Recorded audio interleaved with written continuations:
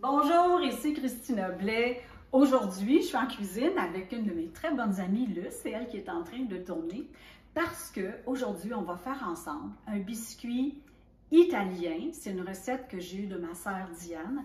C'est un biscuit qui s'appelle Ricciarelli, une spécialité toscane, en particulier de Sienne.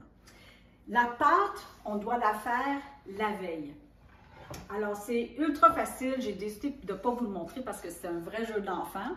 On monte 2 blancs d'œufs en neige et à ça, on ajoute 200 g de poudre d'amande, la farine d'amande, 200 g de sucre en poudre et on aromatise avec du zeste d'orange et de l'essence d'amande amère. Alors, l'essence d'amande que j'ai ici est un cadeau que notre amie Hélène Laurando m'a rapporté de Guadeloupe. Mais si vous n'avez pas ça, vous prenez tout simplement de l'essence d'amande pure. Alors, c'est pas plus compliqué que ça. Ça va vous donner une pâte quand même assez épaisse.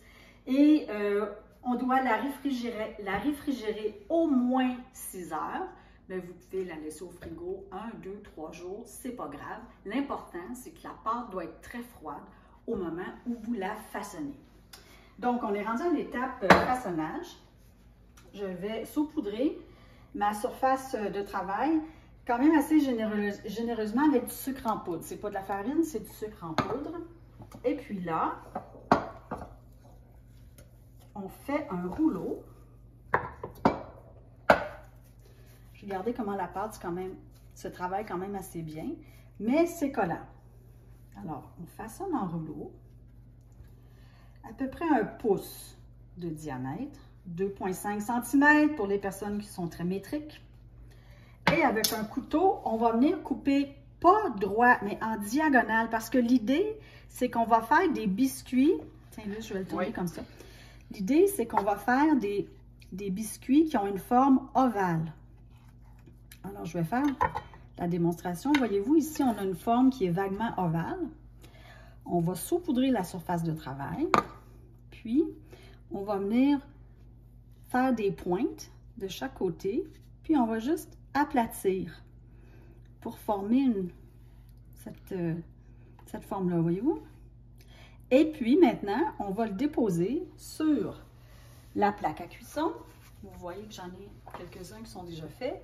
Et on vient saupoudrer généreusement de sucre en poudre. Alors, vous continuez comme ça pour tout le rouleau. Et on va cuire au four dans un four assez doux. Alors, c'est 160 degrés Celsius, ce qui donne très exactement 320 degrés Fahrenheit. Alors, si vous le pouvez, réglez votre four à 320. Sinon, ça peut être 325 ou 350. 18 minutes. Et on fait attention, on ne veut pas que le biscuit brunisse trop. As-tu vu comment ils sont beaux, Luce, nos biscuits? Écoutez, je ne vous dis pas comment ça sent bon ici. Luce a eu la brillante idée de décorer notre deuxième fournée de biscuits avec une amande effilée. Alors, on l'a tout simplement inséré au centre avant de l'envoyer au four.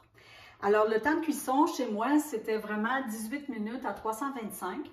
Maintenant, dépendamment de si vous les laissez plus ou moins longtemps, ça va changer la texture.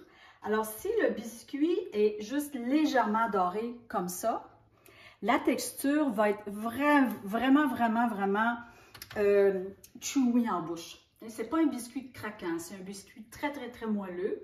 Si vous le faites cuire un peu plus longtemps et que c'est plus doré en dessous, voyez-vous, comme ça fait un biscuit qui est croquant en dessous et vraiment moelleux en surface. Les deux sont, honnêtement, c'est une question de goût. Nous, on aime les deux, hein, là, oui, c'est tellement bon. Congélation, oui, ces biscuits-là se congèlent très bien. Vous allez peut-être vouloir les ressaupoudrer d'un peu de sucre en poudre pour rafraîchir un peu leur allure avant de les servir. Alors, Luce, on en a déjà mangé, mais pourquoi pas s'en prendre un autre? Hein? Tiens, pour toi, merci, caméraman. Moi aussi, je m'en prends un.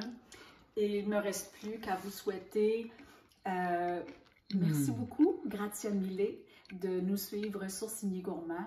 Et à la prossima volta. Bye.